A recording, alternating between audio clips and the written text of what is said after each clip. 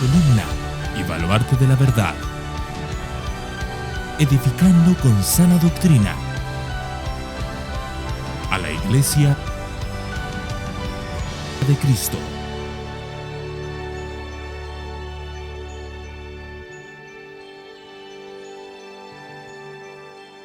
Y ahora sí, vamos a ir al segundo mensaje de la serie de Nehemías, y estoy feliz de predicar esta serie porque realmente está llena de enseñanzas prácticas. Y hermano, yo les animo de todo corazón a que si conocen personas que no conocen al Señor, invítenles a venir a la iglesia a escuchar la palabra. Dios salva almas todavía. Segundo, si conocen personas que un día fueron a la iglesia y ahora no están en ninguna porque andan de aquella manera, invítenlos.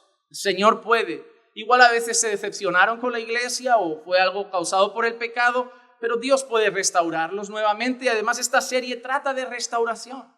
Y número 3, si conocen a gente que está en una sinagoga de Satanás, donde hay herejías, doctrina de demonios, también invítenlo. Yo estoy en contra de que traigan personas de otras iglesias buenas. A mí un pastor me dijo, no debería ir gente de otras iglesias a tu iglesia. Le digo, si son buenas, no. Pero si son malas, para mí es liberarlos, no quitárselos. Nunca se le quitará una oveja a un pastor, pero hay que quitarle las ovejas a los lobos. Entonces, si conoces a alguien que está en un mal lugar, también puedes invitarlo a venir. Hermano, yo soy una persona que cree que la predicación no son solo palabras, que requiere de la obra del Espíritu Santo para traer no solo una idea a la cabeza, sino una convicción al corazón. Y por eso me gustaría que oráramos primero, antes de entrar en el sermón, para pedir la bendición de Dios. Padre, ahora vamos a escuchar tu voz. Ahora, Señor, es un momento en el que nosotros hacemos silencio para que tú hables. Nosotros hemos hablado con nuestras alabanzas que hemos alzado hacia ti. Hemos hablado con nuestras oraciones que hemos levantado hacia tu trono. Pero ahora, Señor, nos toca a nosotros callar y oír. Oír lo que tienes para nuestras vidas. Hemos salido de nuestras casas, no para escuchar la palabra de los hombres, sino para escuchar tu palabra. Y por eso, Señor, te pido que puedas hablar a lo más profundo de nuestros corazones. Que lo que hagamos hoy aquí, Señor, sea hecho para tu gloria y que lo que digamos hoy aquí sea lo que tú quieres decirnos. Padre, no queremos oír lo que nos apetece escuchar. Queremos oír lo que necesitamos escuchar. Porque a veces lo que queremos nosotros no es lo que tú quieres. Por eso prepara nuestros corazones para recibir tu palabra y trae convicción por medio de tu Santo Espíritu. Habla a nuestras vidas con poder y transfórmalas para tu gloria. Te lo pido en el nombre de Jesús. Amén, amén y amén. Hermanos, antes de empezar a leer el texto de Nehemías, en el cual vamos a estar trabajando hoy, el primer sermón fue introductorio. Estuvimos usando muchos textos del Antiguo Testamento para explicar por qué se encontraba como se encontraba el pueblo de Dios en aquel entonces. Recordemos que Nehemías había recibido noticias de unos compatriotas a los que les había preguntado por los que habían vuelto del cautiverio y le decían que la ciudad estaba con los muros destruidos, las puertas totalmente quemadas y además de eso el pueblo que se encontraba en la ciudad estaba en gran aflicción. Entonces nosotros aprovechamos ese texto para dar una introducción al libro, hablar un poco de qué había llevado al pueblo allí, su propio pecado y rebeldía, hablar qué los llevó al cautiverio, pero también recordar que con el cautiverio habían promesas de Dios de liberación. El mismo Dios que prometía que serían cautivos por su pecado es el mismo Dios que dijo que unos años después y exactamente en esos años serían liberados. Explicábamos también que los que habían salido del cautiverio habían salido en 3 grupos. El primer grupo se había dedicado especialmente a la restauración del templo, que es lo primero que se destruyó en ese tiempo de cautiverio. El segundo grupo se intentó esforzar mucho en la restauración de la vida espiritual del pueblo. Y ahora el tercer grupo, el que lideraría Nehemías, se va a centrar en la parte más social, política, se va a centrar en las cosas más propias del exterior de la ciudad, murallas, y puertas. Esa fue nuestra introducción.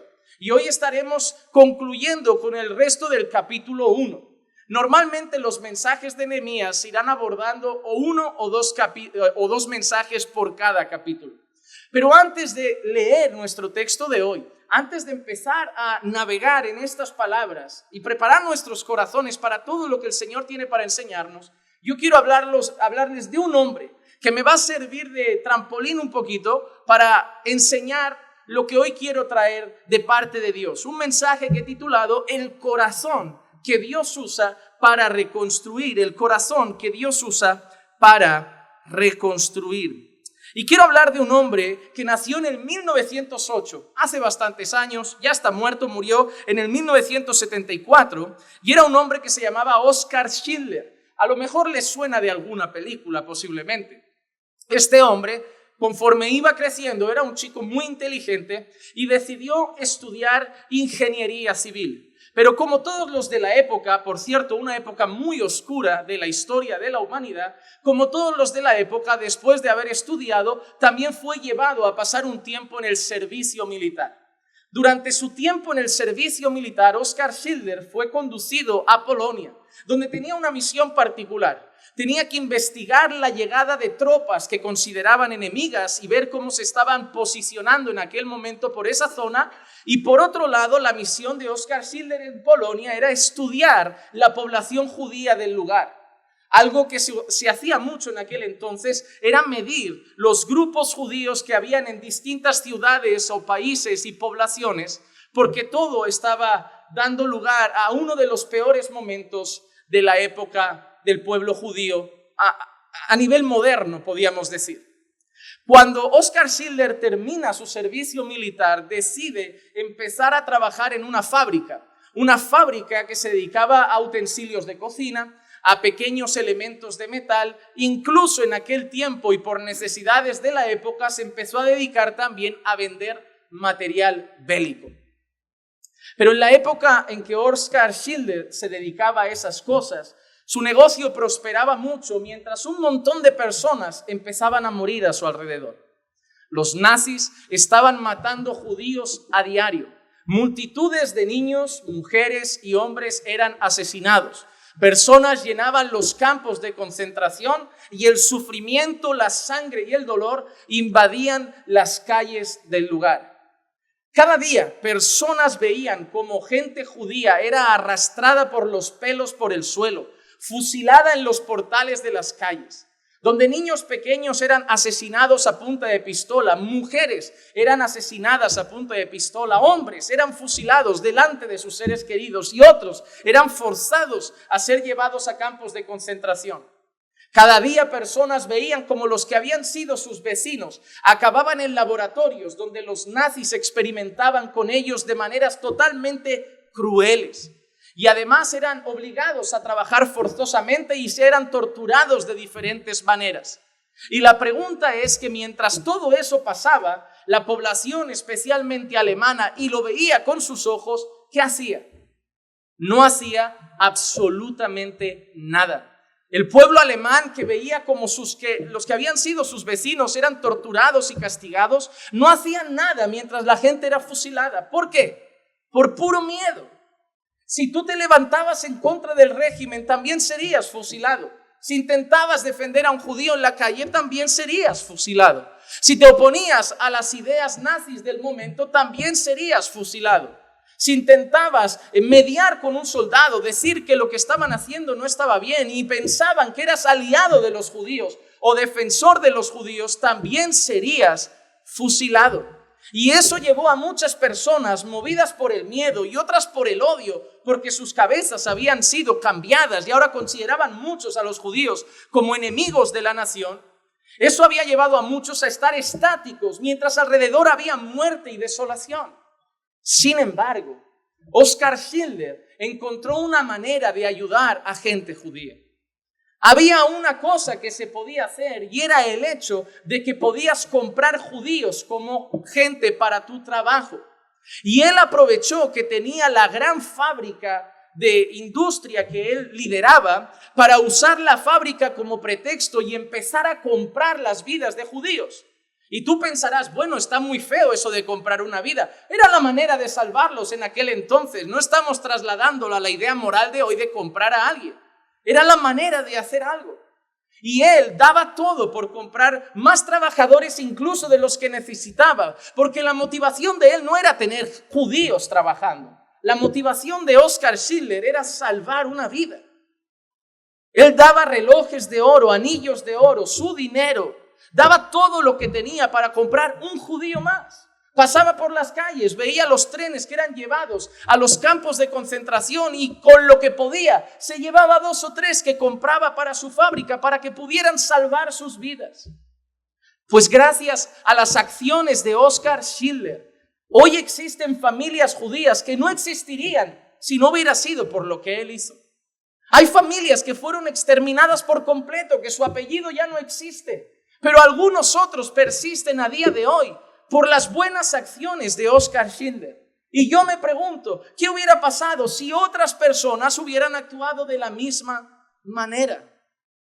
Ahora también me pregunto, cuando yo veo esa historia, ¿qué movió el corazón de Oscar Schindler a hacer esas cosas? En la película hay una escena, incluso en algunos textos biográficos, donde dicen que el mayor pesar de él era no haber comprado a alguien más. El hecho de decir, podía haber comprado aunque sea uno más. Él sufría por esas vidas. Él tenía compasión por esas vidas y eso lo llevó a tomar acciones. Y es ahí a donde voy hoy. Hoy vamos a hablar del corazón que Dios usa para reconstruir. Y no hay nada que se arregle y nada que se pueda hacer si no hay amor y compasión en nuestros corazones. ¿Sabéis por qué el mundo está como está? Porque cosas malas pasan a diario y nos han vuelto insensibles a ellas. Vemos a alguien burlarse de una persona con discapacidad e incluso nos reímos muchas veces. Pero si no nos reímos, tampoco apelamos a lo que está pasando y miramos a otro lado como cada loco con su tema. Vemos un accidente de tráfico y en vez de preocuparnos por lo que pasa, sacamos el móvil para grabar el desastre. Vemos a niños pegándose a la salida de un instituto y en vez de meternos en medio por miedo a que nos llevemos algún golpe, en lugar de eso lo grabamos, nos apartamos. O cuántas veces veo vídeos de personas que dicen pelea a la salida de un bar en las calles de Sevilla, pelea contra tal o agresión a un chico a la salida y veo gente grabando desde un balcón. Y todos los vídeos que encuentras en Facebook y en YouTube son gente que desde su balcón, como un espectador en el Coliseo romano, veía como 2 personas se destrozaban hasta la muerte y simplemente lo grabaron en lugar de bajar e intentar solucionar el problema. Pasamos a diario al lado de mendigos y nuestra cabeza nos dice que ellos mismos se lo han buscado, que el alcohol y las drogas les llevó allí y que es su problema y no el nuestro, que hubieran tomado mejores decisiones. Bastante tengo ya con lo mío. Y hermanos, esa es nuestra realidad. Nos estamos volviendo insensibles a los problemas ajenos.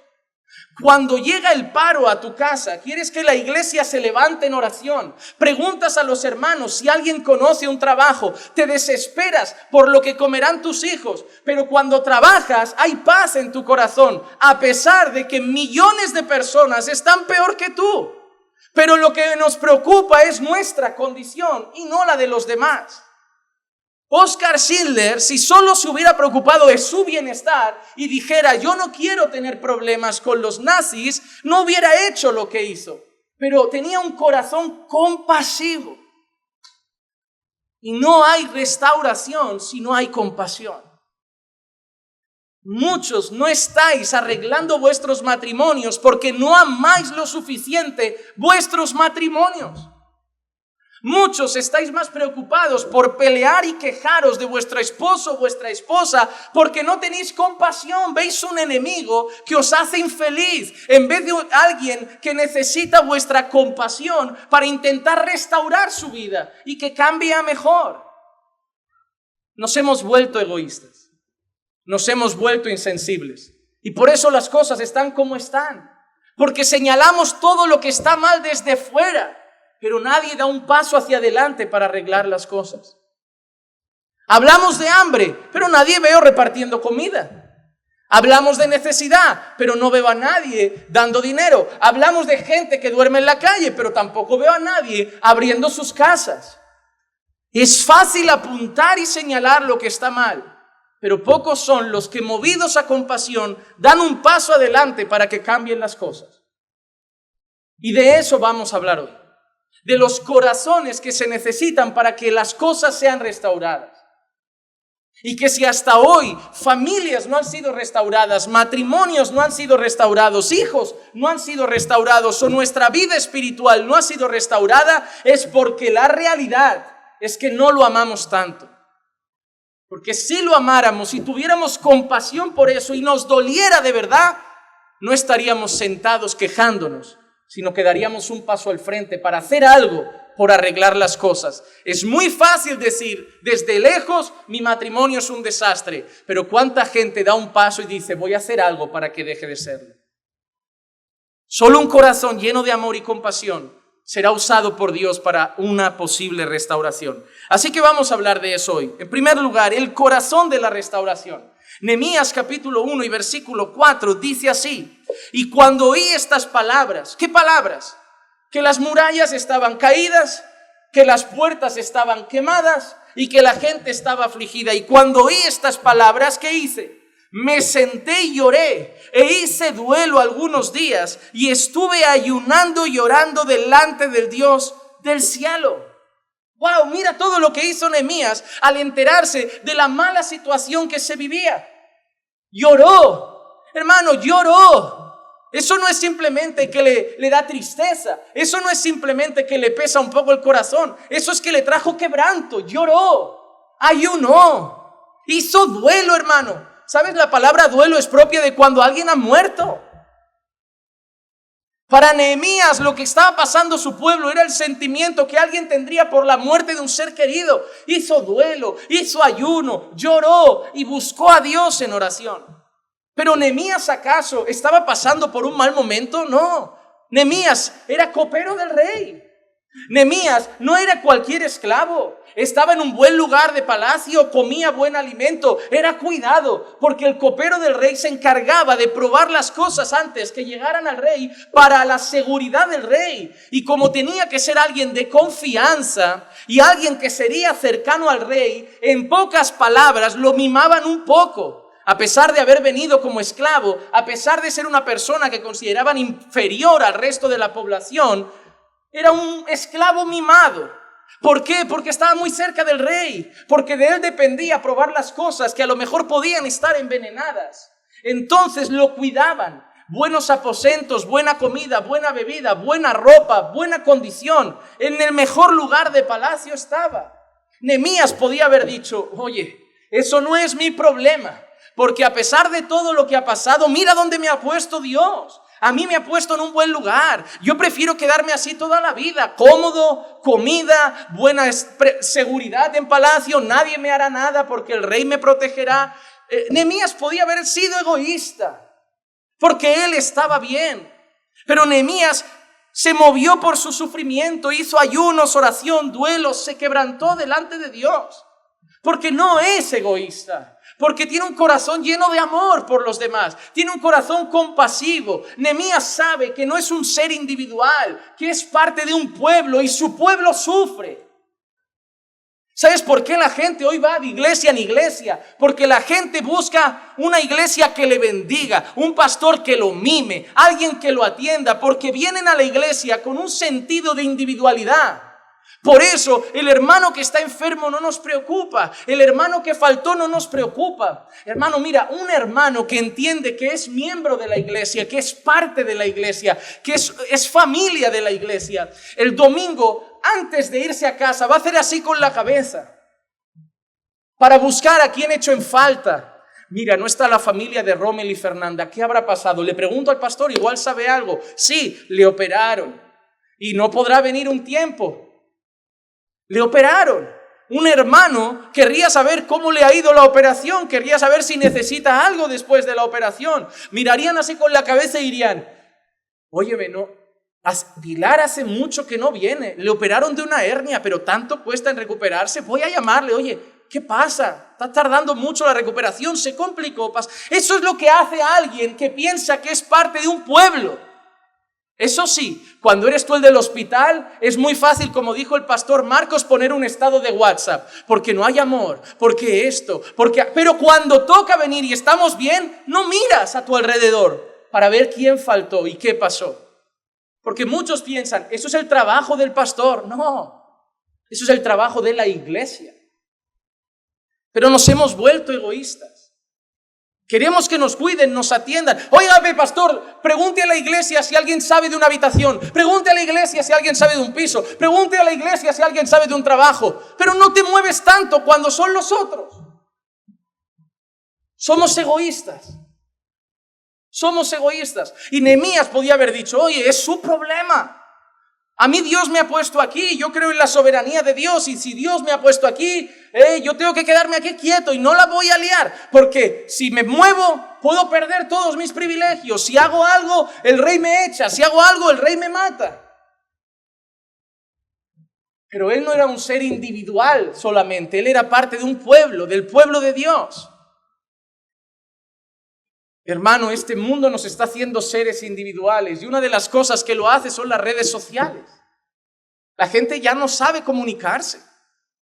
Ya no saben mantener una conversación de 10 minutos sin mirar el móvil un rato. Vas a un restaurante y hay móviles en la mesa. Vas a un parque y hay móviles en la mesa. Estás en cualquier lado y hay móviles en la mesa. Vas con tu familia y hay móviles en la mesa. La gente ya no sabe hablar. Sabe mandar WhatsApp, sabe mandar email, sabe mandar por Messenger, sabe darle a like, sabe compartir, sabe hacer un feed, un reel, un story, sabe todo eso, pero no sabe vivir en la vida real. Y no se dan cuenta de las estrategias mundanas y diabólicas que hay detrás de todo eso. Volvernos seres autómatas, que no se relacionan, insensibles al resto, que viven en su mundo virtual. Hermano, que las redes no te hagan salir de la realidad. Que las redes no te hagan salir de la realidad y el privilegio de compartir tu vida con personas. Porque te volverás insensible y solo pensarás en ti y en tu bienestar. Pero mira la iglesia hoy. ¿Cuántos somos? Somos esto. Esto es un pueblo. Hermano, tú no estás adorando a Dios, estamos adorando a Dios. Tú no estás cantando a Dios, estamos cantando a Dios. Tú no estás escuchando la palabra de Dios, estamos escuchando la palabra de Dios. Y tú no estás haciendo la obra de Dios en Hospitalet, estamos haciendo la obra de Dios en Hospitalet. Somos un todo. Debemos empezar a pedir a Dios que a pesar de que yo esté bien hoy, me debo preocupar por si alguien no lo está. Hasta el punto que como Nehemías, cuando sepa del dolor de alguien, mi corazón ame tanto y sea tan compasivo que sea capaz de llorar por el dolor de esa persona, de sufrir por el dolor de esa persona. Cuando un hermano deja de venir a la iglesia y era miembro de la iglesia, ¿sufres? ¿Te duele? ¿Haces algo para intentar que no pase o intentas averiguar qué está pasando en su corazón? O simplemente, bueno, uno más y uno menos. Cada año damos de alta, damos de baja y actualizamos la lista. No, debería dolernos. Debería dolernos. Algo pasa en su vida espiritual, algo pasa en su corazón. Hermano, que Dios nos haga amar más a nuestro prójimo. Que nos haga más compasivos, que nos haga ver más allá de nuestro ombligo.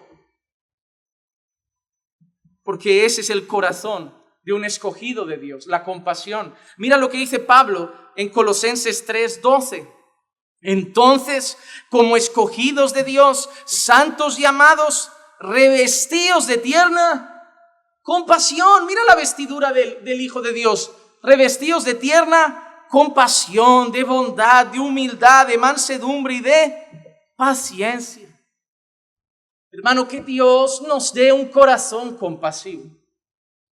Para que el dolor de mi hermano sea mi dolor. Para que la necesidad de mi hermano sea mi necesidad. Para que el sufrimiento de mi hermano sea mi sufrimiento. Y así podré decir que río con los que ríen y lloro con los que lloran. Y podremos decir que llevamos los unos las cargas de los otros. Cuando un corazón ama, cuando un corazón es compasivo, Una de las cosas que hizo Nehemías, aparte de orar, aparte de llorar, fue ayunar. En el Antiguo Testamento habían muchos ayunos por momentos de quebranto y muchos ayunos para buscar el favor de Dios. Vamos a ver algún ejemplo. Por ejemplo, Esther, capítulo 4, versículo 16, dice así: Ve y reúne a todos los judíos que se encuentran en Susa y ayunad por mí. No comáis ni bebáis por 3 días, ni de noche ni de día. También yo y mis doncellas ayunaremos. Y así iré al rey, lo cual no es conforme a la ley. Y si perezco, perezco. Ayunaron buscando el favor de Dios, porque Esther, ¿qué era en aquel entonces? Era reina, ojo, y no podía ir al rey. No podía ir al rey según la ley. A pesar de ser reina, solo podía ir al rey si el rey la pedía. Si al rey le apetecía estar con la reina, entonces iba. Porque si alguien se inclinaba a ir a la presencia del rey sin el rey haberlo pedido, podía morir según la ley. Pero el rey podía hacer algo. Si el rey extendía el cetro y lo apoyaba en esa persona, era la manera de mostrar gracia y decir, bueno, te lo paso por alto. Y Esther dice, ayunad. Porque aunque el rey no me llame, iré. No es conforme a la ley, y si perezco, perezco. Oye, ¿qué llevó a Esther a arriesgar su vida? Saber que había un edicto en contra del pueblo judío y que estaban destinados a morir, a ser exterminados. Y la única solución era apelar al rey. Arriesgó su vida por los demás, porque ella estaba bien si se hubiera quedado calladita en palacio, a pesar de lo que le dijo su tío. Pero podía haber pasado desapercibida. Pero ver la situación de los demás la llevó a ayunar para buscar el favor de Dios. Daniel en alguna ocasión también ayunó para buscar el favor de Dios. Pero por otro lado vemos a Nínive, como vimos en el libro de Jonás, que hizo un ayuno, no para buscar el favor de Dios, pero un ayuno en señal de quebranto y arrepentimiento. Así que, hermanos, Nehemías es movido por un corazón que ama y es compasivo a llorar, a ayunar y a buscar el favor de Dios, sufriendo y haciendo luto por la mala situación del pueblo en aquel entonces. Pero antes de pasar al siguiente punto, había una parábola que mientras yo veía y recordaba el tema de la compasión, resonaba en mi cabeza. Y era la parábola del buen samaritano. En Lucas capítulo 10, versículos 31 y 32 dice así: Por casualidad, cierto sacerdote bajaba por aquel camino y cuando lo vio, pasó por el otro lado del camino. Del mismo modo, también un levita, cuando llegó al lugar y lo vio, pasó por el otro lado del camino. Hermanos, cuando Jesús cuenta esta parábola respondiendo a quién es mi prójimo, porque había dicho que había que amar a Dios sobre todas las cosas y al prójimo como a nosotros mismos, y alguien le pregunta, ¿y quién es mi prójimo? Jesús lleva a esta parábola.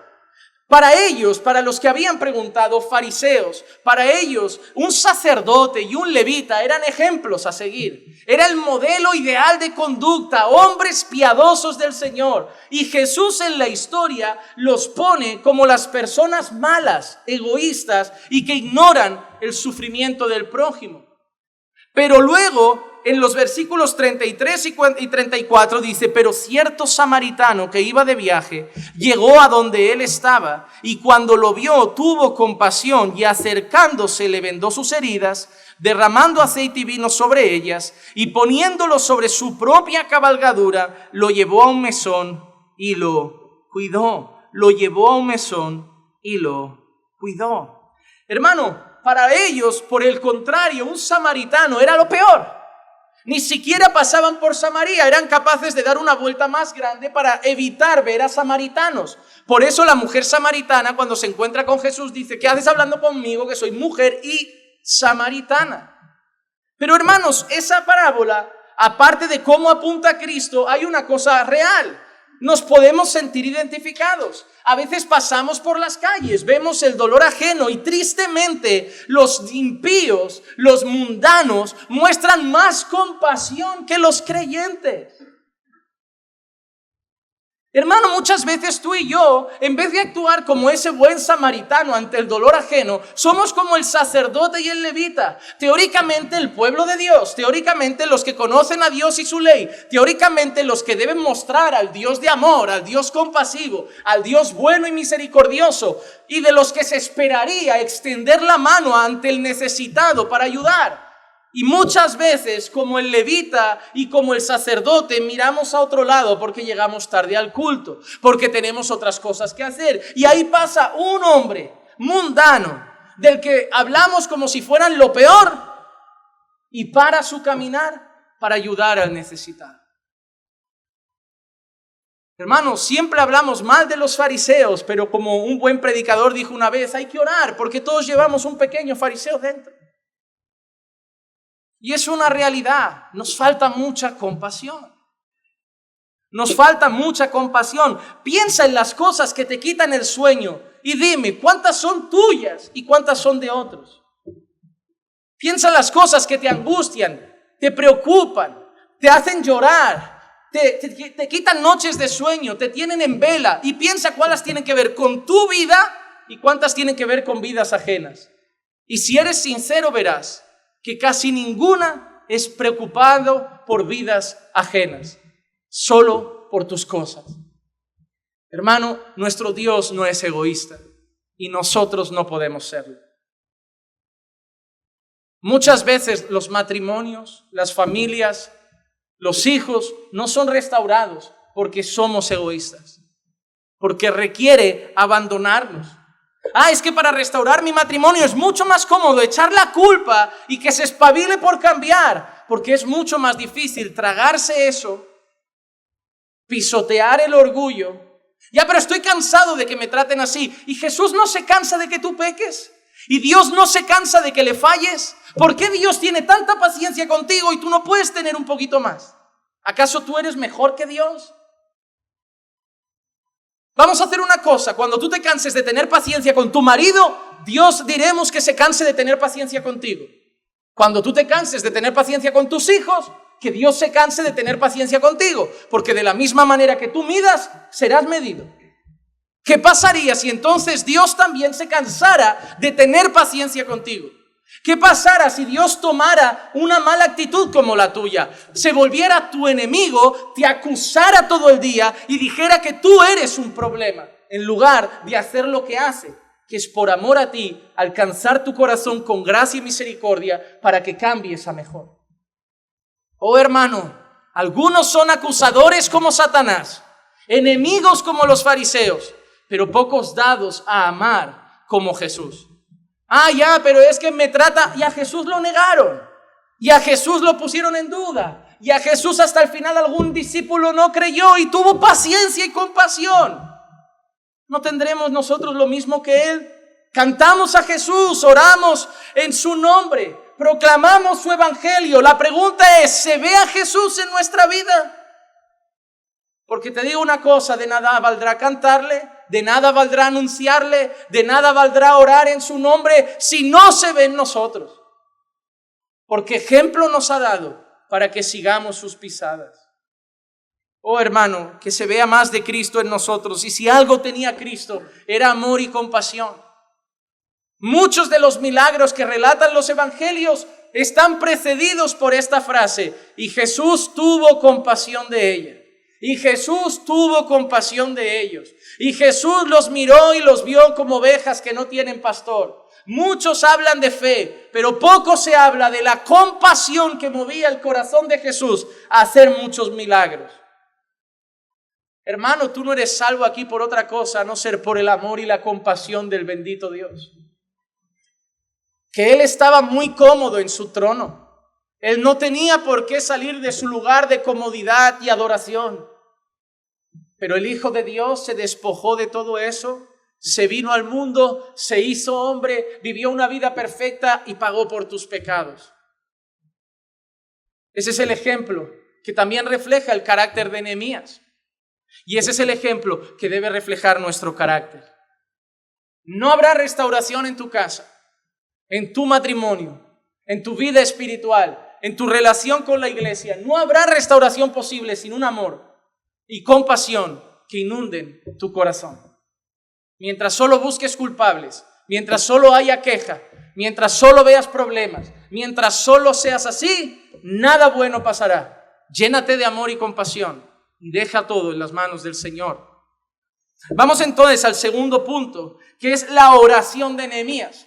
Ahora, ese corazón lleno de amor, ese corazón lleno de compasión y ese corazón que hace duelo y ayuna por esas personas y esa condición, levanta una oración al Señor. Y lo que vamos a hacer ahora es analizar la oración de Nehemías. Y vamos a ir rápido porque me conozco, llevo media hora con la primera página de mis notas y me quedan 6. Yo tengo que hacer algo. Pues hermano, vamos a meter quinta y al lío. Vamos a ver esa oración. La primera parte de la oración de Nehemías, y te puede servir como modelo para tus oraciones. La primera parte, exaltación. Exaltación. Nehemías capítulo 1, versículo 5 dice así: y dije, te ruego, oh Señor, Dios del cielo, el grande y temible Dios, que guarda el pacto y la misericordia para con aquellos que le aman y guardan sus mandamientos. ¿Qué hace primero Nehemías? ¿Se pone directamente a pedir? No, primero se rinde en elogios. Se rinde en elogios. Y me hace mucha gracia, porque, mira, te voy a dar un ejemplo. Cuando un niño quiere algo, ¿cómo es con su padre? Papá, ¿qué tal el trabajo? Bien, ¿qué tal el día? ¿Cómo va la vida? Te traigo las zapatillas, papá, ¿te quieres ver el fútbol? Vamos a buscar unas patatitas, ¿Qué quieres, verdad? ¿Qué quieres?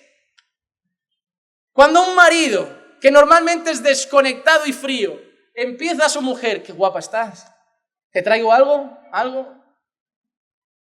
Le tocas el pelo, le pasas un dedo por el hombro, tu mujer ya sabe que eso no es normal, que sabe que es movido por un egoísmo carnal. Pero primero, antes de pedir, te rindes en elogios hacia tu padre, hacia tu esposa. ¿Y por qué tú vas a Dios directamente con la lista de deseos? Son cosas diferentes, pero una cosa que muestra esto es lo siguiente, que lo primero que se hace cuando se ora a Dios es rendirse en elogios, es exaltarlo, es mostrar que es grande, es bueno, admirable, poderoso, maravilloso, glorioso. Eso es lo que debemos hacer.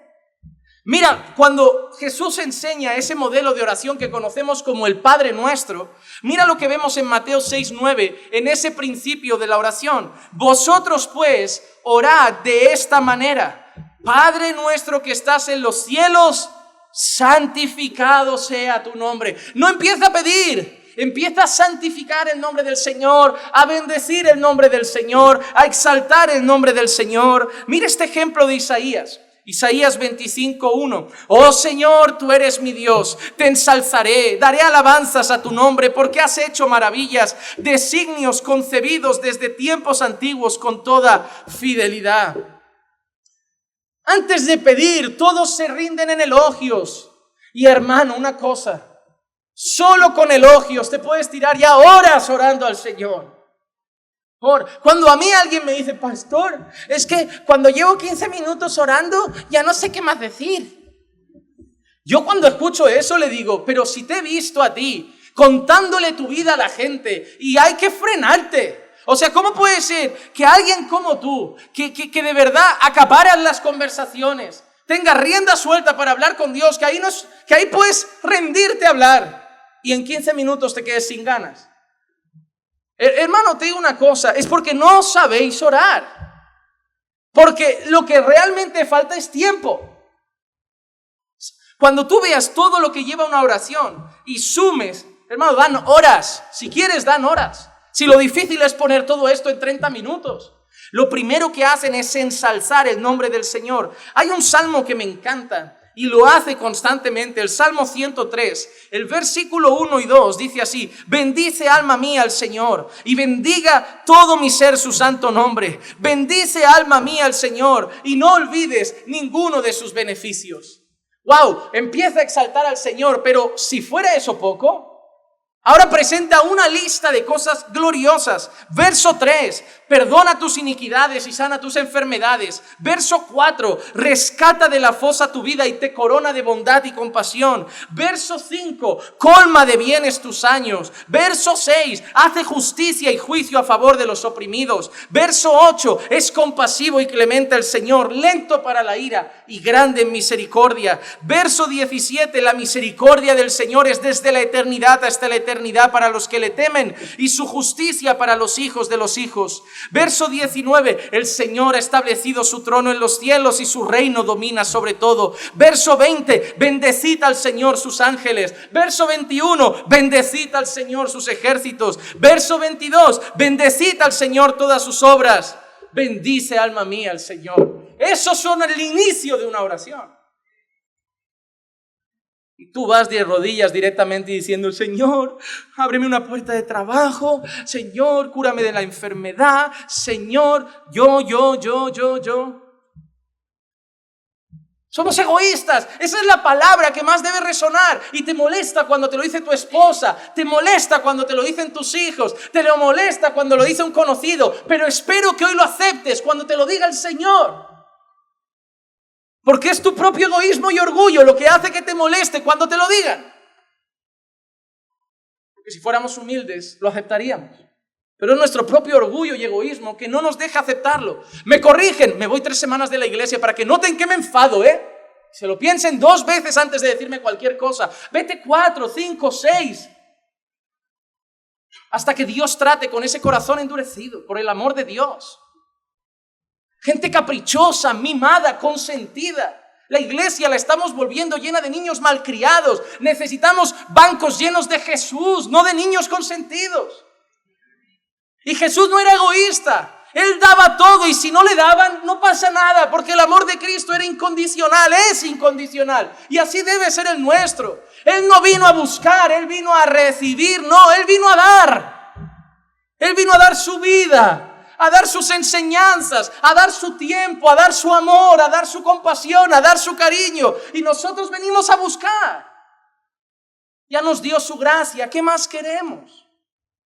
La primera cosa que debe llenar nuestras oraciones es la exaltación del nombre del Señor. Es tan bueno, tan compasivo, tan glorioso, tan santo, tan maravilloso, hermano, que se puede decir infinidad de cosas y nos faltaría tiempo. Segunda parte que lleva nuestra oración. Ahora sí, pastor, a pedir. No. A humillarse. Primero se le exalta y luego se humilla uno. Arrepentimiento. Nehemías capítulo 1, versículos 6 y 7 dice: que estén atentos tus oídos y abiertos tus ojos para oír la oración de tu siervo que yo hago ahora delante de ti día y noche por los hijos de Israel tus siervos. Y mira lo que dice: confesando los pecados de los hijos de Israel que hemos cometido contra ti. Sí, yo y la casa de mi padre hemos pecado. Hemos procedido perversamente contra ti y no hemos guardado los mandamientos, ni los estatutos, ni las ordenanzas que mandaste a tu siervo Moisés. Oh hermano, este punto me encantó. Porque no solo lleva arrepentimiento. Hermano, yo no sé de los pecados de Nehemías mucho. Y además, parece incluso que Dios cuidó a Nehemías porque lo puso de copero del rey. No fue llevado esclavo de cualquier manera, no estaba haciendo trabajos forzosos, estaba realmente cuidado. Nehemías podía haber dicho: ese pueblo pecó contra ti, pero yo estoy aquí porque yo lo hice mejor, porque yo me porté más bien, porque yo sí soy bueno, porque yo sí oré, porque yo sí ayuné, porque sí, yo sí guardé los mandamientos. Por eso ellos están en gran aflicción y yo estoy con el aire acondicionado del rey. Pero Nehemías no dice eso, porque Nehemías vuelve a tener un sentido no individual, vuelve a tener un sentido de colectivo. Quien había sido llevado cautivo fue el pueblo. Quien estaba sufriendo el castigo por los pecados fue el pueblo. Quien había pecado contra Dios fue el pueblo. Quien no había guardado los mandamientos fue el pueblo. Y los que estaban en gran aflicción era el pueblo. Y Nehemías es parte del pueblo. Muchas veces, especialmente eso pasa con los pastores, todo hay que decirlo, cuando la iglesia está mal, la iglesia es mala. Señor, ¿cómo va a avanzar la iglesia con esta gente que no ora? Con esta gente que no ayuna, con esta gente sin compromiso, con esta gente. Pero pasa en tu casa también. Por eso está mi casa así. Por mi esposa, que es dura, que es malhumorada, malcriada, consentida, egoísta, mal hablada. Por eso está nuestra casa como está, por mi marido, que no piensa en nadie más que en él, que es un vago, un perezoso. Por eso está nuestra casa así, por nuestros hijos. ¿Te has dado cuenta cómo desde Génesis somos especialistas en tirar balones fuera? Siempre la culpa es de otro. Si todo el mundo fuera como yo en esta iglesia sería fuego, santidad, ayuno, oración, vigilia. Viviríamos dentro ya. Porque a mí no hay que decirme, ven al culto. A mí me nace solo. A mí me ponen 2 más y estoy. Si todos los creyentes fueran como yo, se habría convertido España ya. Hay gente que vive, parece, de esa manera. Lanzando indirectas a los otros creyentes, lanzando indirectas a la iglesia, lanzando indirectas al pastor, y yo pensando, ¿y tú de dónde eres? A mí me hace gracia cuando gente dice, pastor, la iglesia. Le digo, ¿y tú de qué iglesia eres? Bueno, de esta, pero me refiero al resto. Al resto. Pues Nehemías no se refirió al resto. Nehemías estaba cómodo, estaba bien, y a lo mejor él había hecho cosas bien, pero Nehemías seguía siendo parte del pueblo. Y por eso Nehemías no dice, tu pueblo ha pecado. Nehemías dice, tu pueblo y yo hemos pecado. Porque lo que hace un buen hermano, es más, lo que hace un buen líder, es que se hace responsable del pueblo. Un padre no se queja de los hijos, un padre se hace responsable de los hijos. Si los hijos son así, yo tengo la culpa, porque yo soy el padre. Si mi matrimonio está así, yo tengo la culpa, yo soy el marido. Porque ningún matrimonio se va a pique por uno, ¿eh? Ninguno.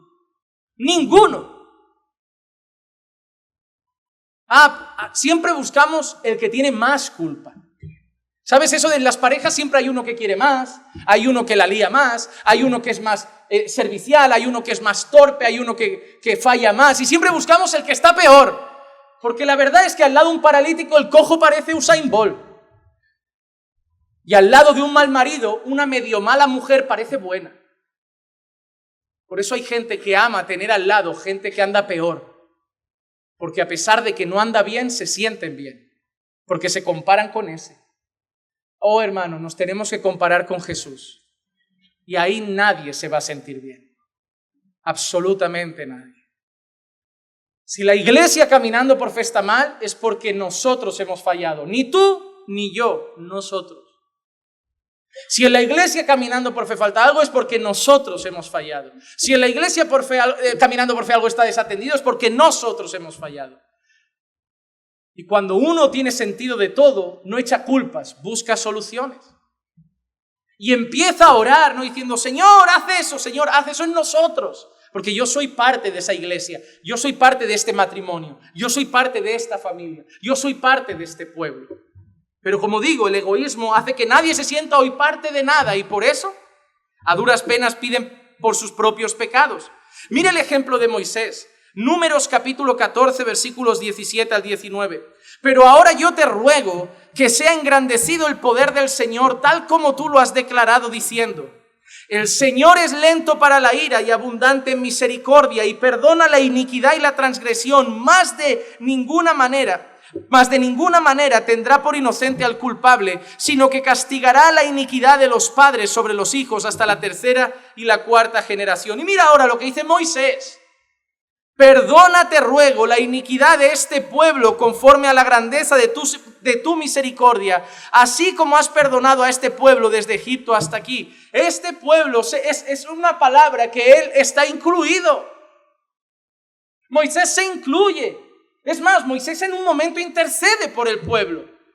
Señor, si los vas a matar, mátame a mí, porque yo soy su responsable, yo soy el que va adelante, yo soy el líder. Son de dura cerviz, pero son míos, son los míos de dura cerviz.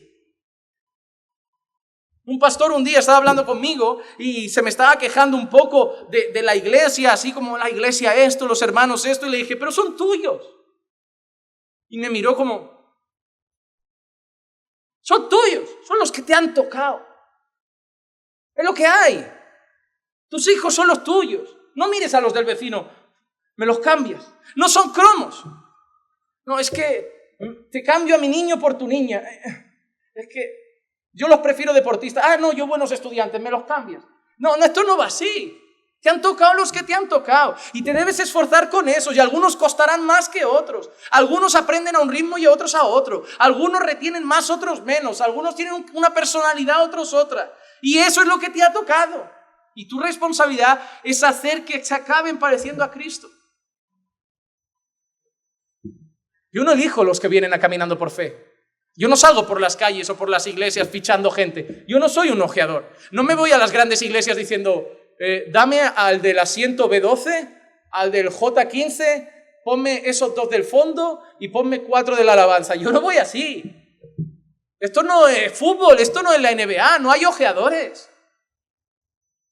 Aquí la gente llega y tú tienes que entender y creer en la soberanía de Dios y que los que llegan son los que Dios permite que lleguen. Y sí, hay algunos que preguntan, ¿por qué llegó? Mira que hay 65 iglesias en Hospitalet. Aquí ya no hay casi hueco. Yo a veces incluso le pregunto, hermano, ¿quién le invitó? Hace mucho calor, ¿verdad? En esa iglesia tienen aire acondicionado del bueno. No, hermano, son los que han tocado. Y con esos tenemos que trabajar. Y te tienes que hacer parte de ellos. Y saber que lo que pase es tu responsabilidad. Mira el ejemplo de oración de Daniel también, en Daniel capítulo 9, versículos 3 al 7. Volví mi rostro a Dios, el Señor, para buscarle en oración y súplicas, en ayuno, cilicio y ceniza. Y oré al Señor mi Dios e hice confesión y dije, ay Señor, el Dios grande y temible, que guarda el pacto y la misericordia para los que le aman y guardan sus mandamientos. Hemos pecado. ¿Qué dice Daniel? ¿Han pecado? Hemos. Pero Daniel era un buen siervo del Señor.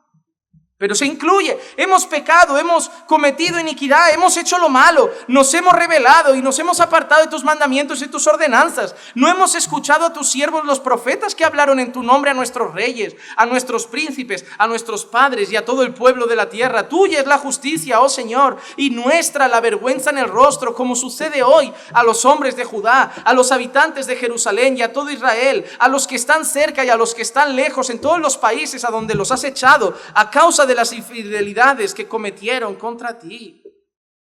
Eso es un líder, hermano.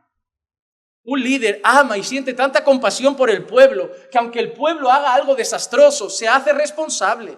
Lo hemos hecho mal. Lo hemos hecho mal. Cuando la iglesia va mal, cuando las cosas se tuercen, yo no voy al Señor buscando culpables. Yo voy al Señor preguntando, ¿qué hemos hecho? ¿Y cómo lo arreglo? ¿Cómo podemos solucionarlo?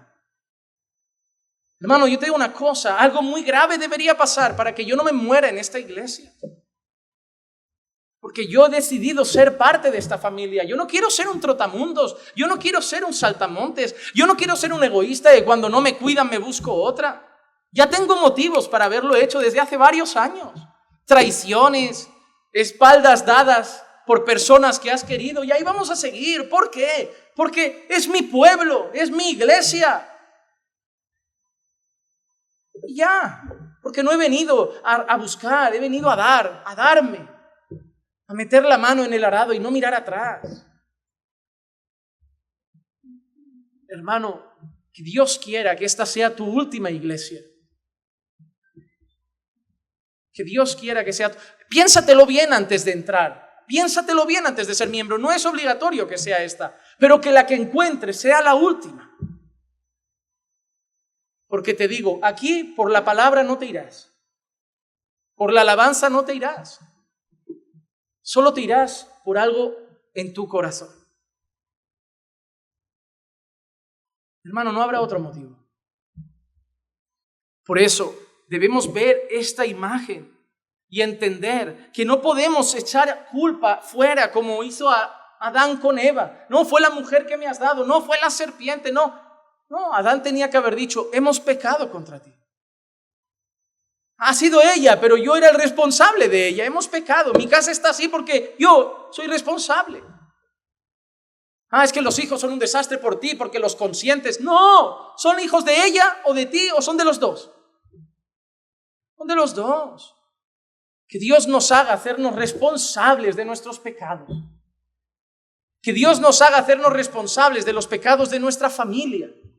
Que Dios nos haga hacernos responsables de los pecados de nuestro matrimonio. Y que Dios nos haga hacernos responsables de los pecados de nuestra iglesia. Para que incluso cuando sintamos que no tenemos culpa, nos arrepintamos porque sabemos que somos responsables también. Porque si Jesús, que no tuvo culpa ninguna, fue capaz de mediar por nosotros, ¿cómo nosotros, meros pecadores miserables, no podremos humillarnos para orar por los demás también?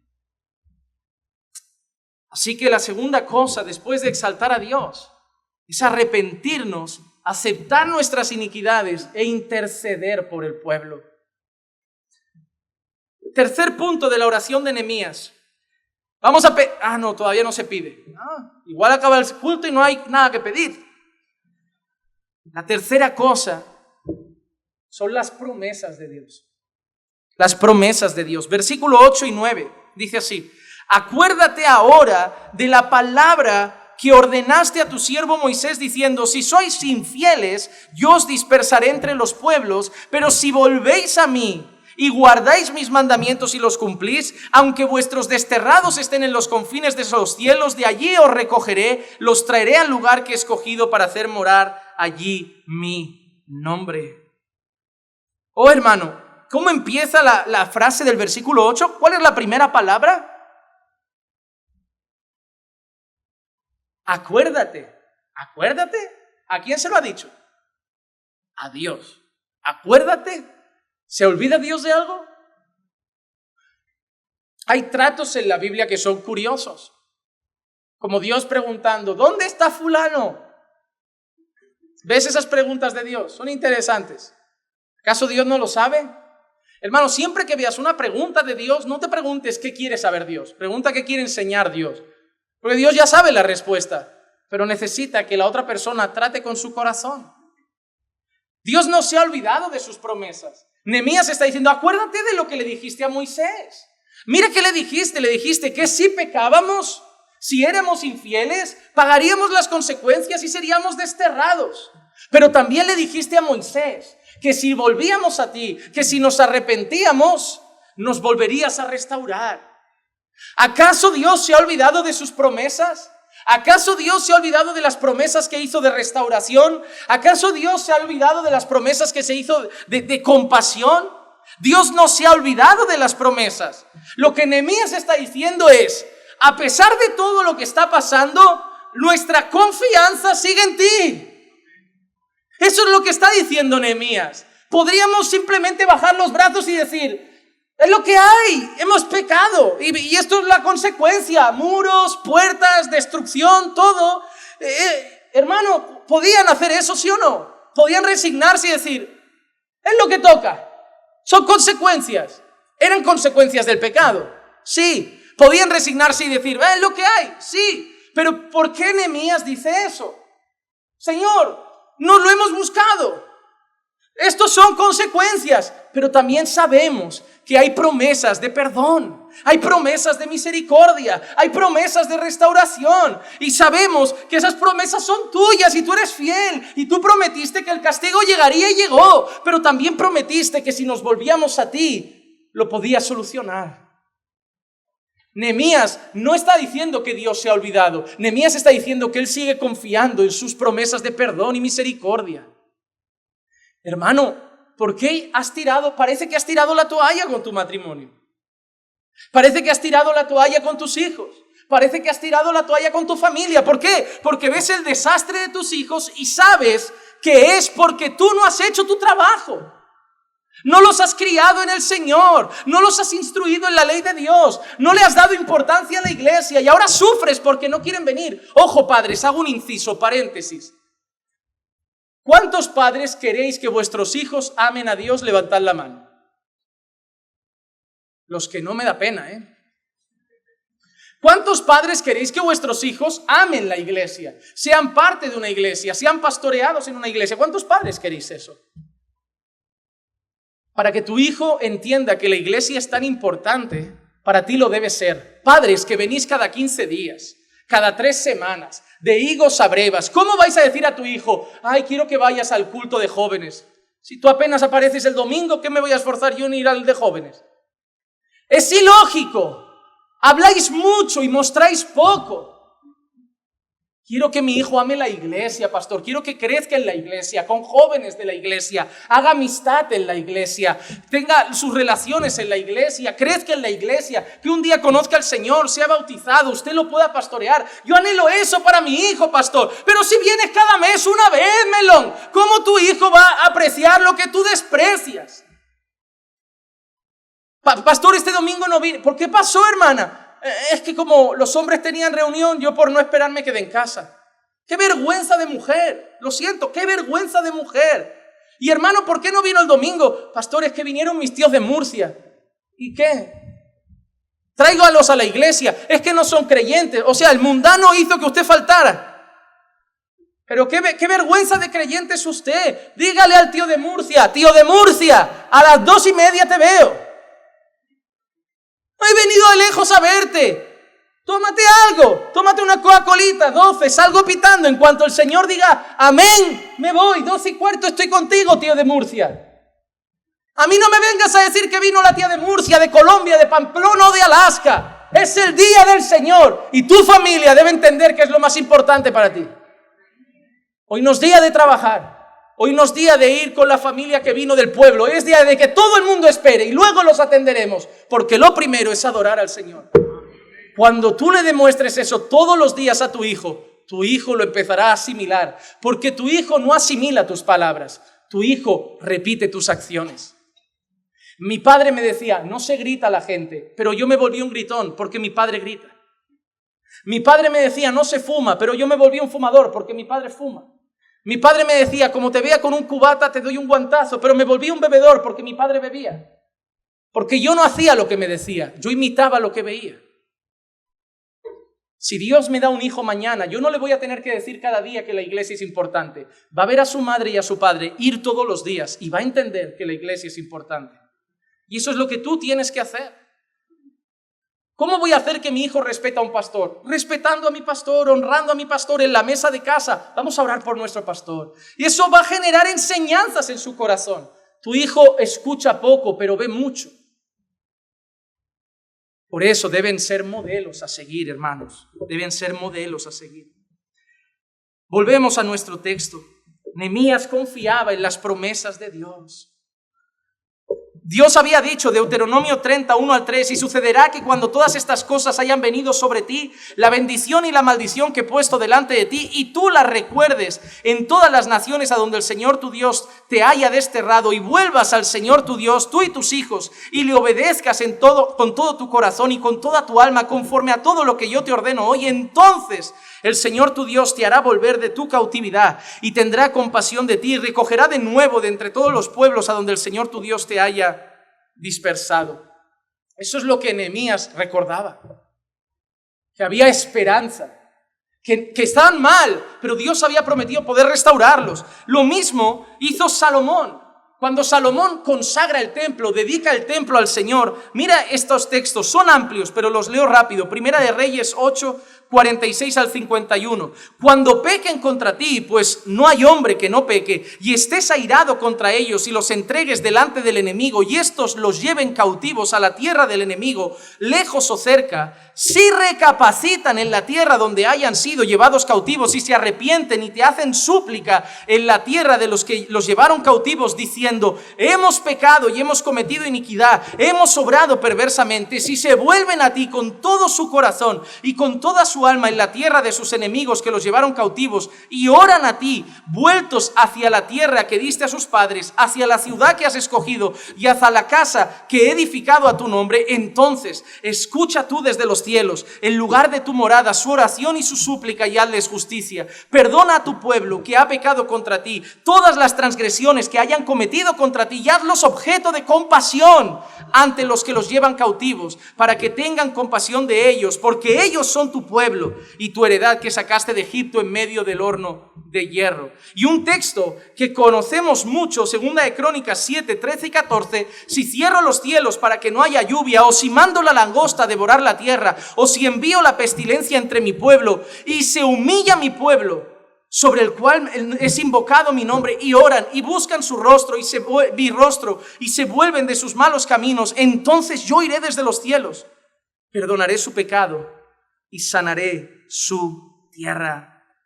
Cuán bueno y compasivo es el Señor. Le han dado infinidad de motivos para destruirlos definitivamente, pero siempre ha prometido que un corazón contrito y humillado Él no lo desprecia. Y si se vuelven a Él y si se arrepienten y buscan su rostro, lo restaurará. Hermano, tu matrimonio puede estar mal y pueden ser consecuencias del pecado, pero no tires la toalla, porque Dios ha prometido que si os volvéis a Él, Él lo puede restaurar. Tu familia puede estar mal y es culpa del pecado. Tus hijos pueden estar mal y es culpa del pecado, pero a Dios ha prometido que si os volvéis a Él, que si vais a buscar su rostro, os arrepentís de corazón, Él puede levantar nuevamente, Él puede restaurar nuevamente. Nuestro Dios es bueno. Hermano, y eso no nos debe relajar, nos debe llevar a arrepentirnos hoy de nuestros pecados, a pedir perdón y a salir de aquí diciendo: oye, nuestro matrimonio está como está por nuestra culpa, pero podemos volver a Dios y Dios lo puede restaurar. Hermano, hay esperanza para tu matrimonio, hay esperanza para tus hijos, hay esperanza para tu familia, hay esperanza para cualquier persona de este lugar, pero si estás aquí sin Cristo, déjame decirte algo. Para ti también hay esperanza. Tu vida puede estar como está porque has vivido de espaldas a Dios. Puedes estar como estás porque has vivido conforme a tus deseos y pasiones. Has sido enemigo de Dios y tu vida es un desastre por consecuencia de tus pecados. Pero así como Dios hace con el pueblo, también para ti, si te arrepientes de tus pecados y pones toda tu fe en Jesús como Señor y Salvador, Dios puede restaurar tu vida y salvar tu alma. Ven a Cristo hoy, pecador, porque hay esperanza de restauración. Hermano, tu matrimonio puede ser diferente, tu casa puede ser un lugar de adoración. Pero debes hacer como Nehemías y decir: contra ti hemos pecado. Yo no he hecho mi parte, yo no quiero echar culpas, yo quiero echarme responsabilidad, arrepentirme de mis pecados y decir: Señor, estoy dispuesto a humillarme y servirte, porque yo creo que puedes restaurar nuestra iglesia, nuestra familia, nuestro matrimonio y mi vida espiritual. Tu vida espiritual puede estar fría. Tú dejaste a Dios, tú te alejaste de la iglesia, tú dejaste de orar, tú dejaste de buscar, tú abriste la puerta al pecado. Pero hoy puedes ir a Dios y decir: Señor, contra ti he pecado. Y has prometido que quien se arrepiente de sus pecados, eres fiel y justo para perdonarnos y limpiarnos de toda nuestra maldad. Ve a Cristo hoy.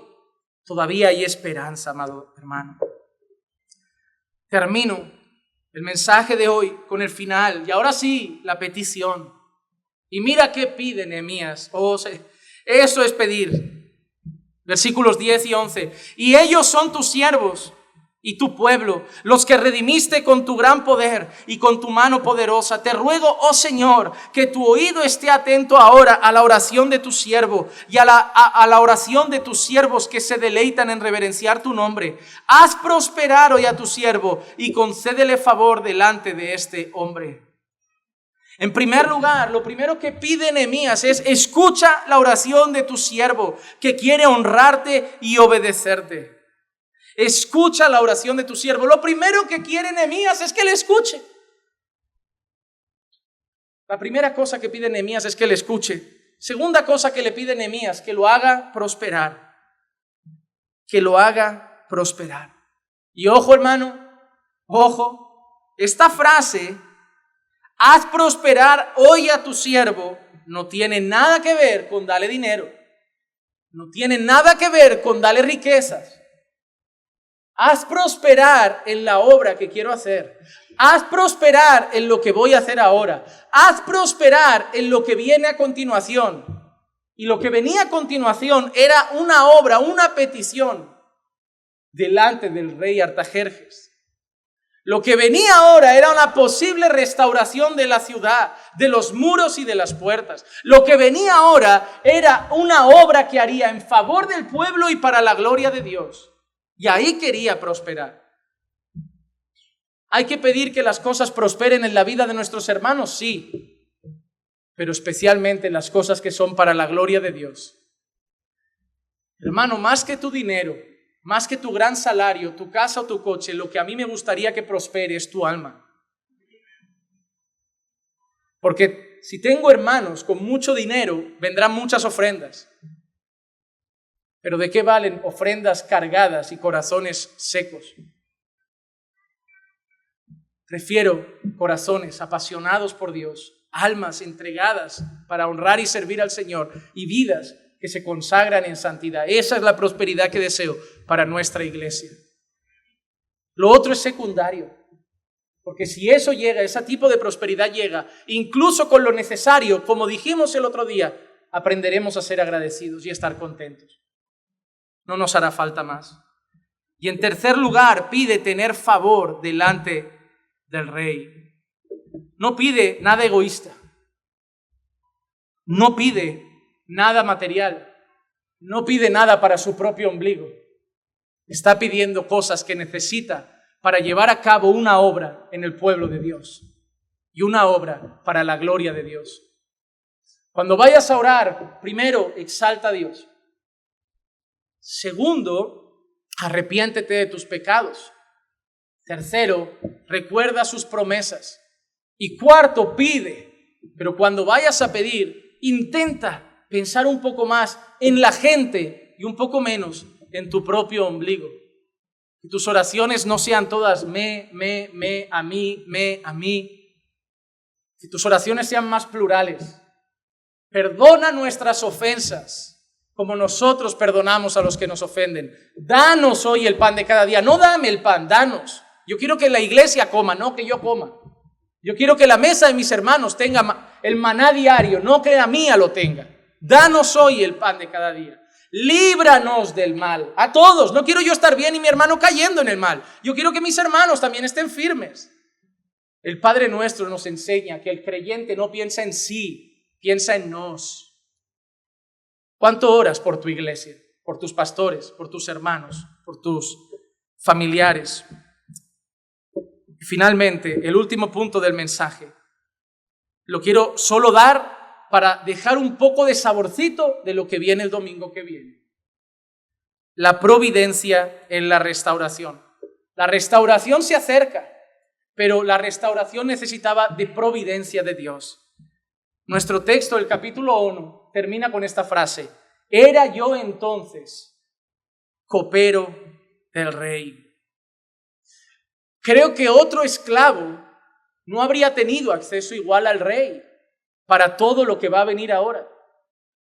Yo creo que Dios quería que Nehemías fuera el hombre usado para la restauración. Y Dios puso desde el principio a Nehemías donde lo puso para poder tener acceso al rey. ¿Quién fue usado para librar a los judíos de aquel edicto? ¿Quién intercedió ante el rey? No creo que Esther llegara a ser reina por casualidad. Creo que Dios la puso con un propósito. ¿Quién acabó siendo la mano derecha de Faraón que libró a su pueblo de una hambruna?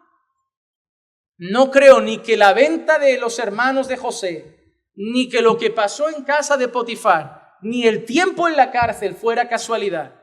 Creo que José fue llevado por la providencia de Dios hasta que fue la mano derecha de Faraón, no para él.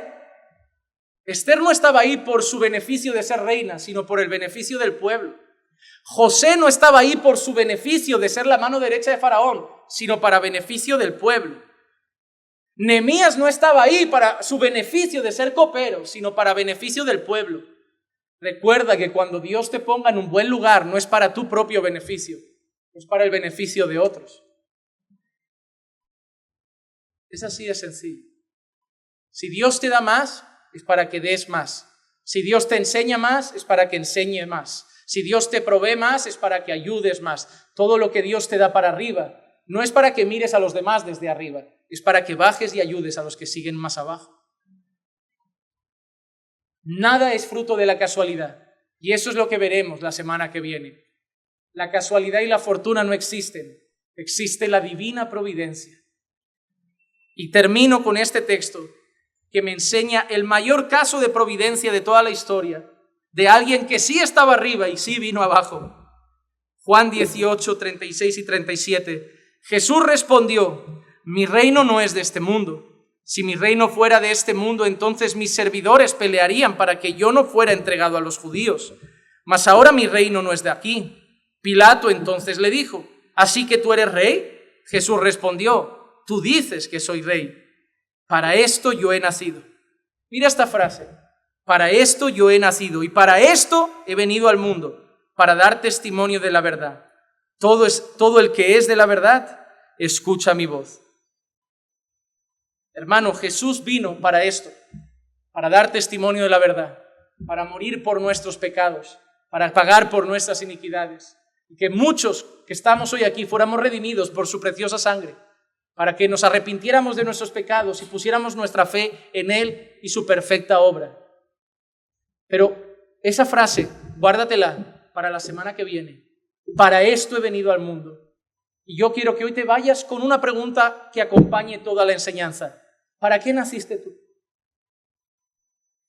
Nadie es fruto de la casualidad. En todo Dios tiene un propósito. La semana que viene seguimos con ese tema. Vamos a orar. Padre, te damos gracias por tu palabra de hoy, por hablar a nuestras vidas y por llevar nuestros corazones delante del espejo de tu palabra para ser humillados también por él. Señor, haznos cada vez menos egoístas, más llenos de amor y compasión, pensar menos en nosotros y más en los demás. Ayúdanos, Señor, a ir ante ti exaltando tu nombre siempre. Luego, Señor, también reconociendo nuestros pecados, no buscando siempre culpables, sino buscando nuestra responsabilidad y extendiendo nuestras manos para buscar soluciones. Llévanos humillados al arrepentimiento siempre. Padre, ayúdanos a recordar tus promesas en nuestros días malos, sabiendo que, aunque hayamos caído, tu palabra también promete que 7 veces caerá el justo, pero de todas ellas lo levantará el Señor. Y finalmente, llévanos a pedir a ti con confianza y con fe, pero recordando, Señor, que somos parte de un pueblo y que nuestras oraciones sean menos egoístas y más pensando en los demás también. Haznos sentir menos individualismo en nuestra vida y haznos sentir más parte de nuestra familia y también de nuestra iglesia local. Padre, que cada día que vengamos levantemos la mirada, que busquemos a los que echamos en falta y nos preocupemos más por los demás.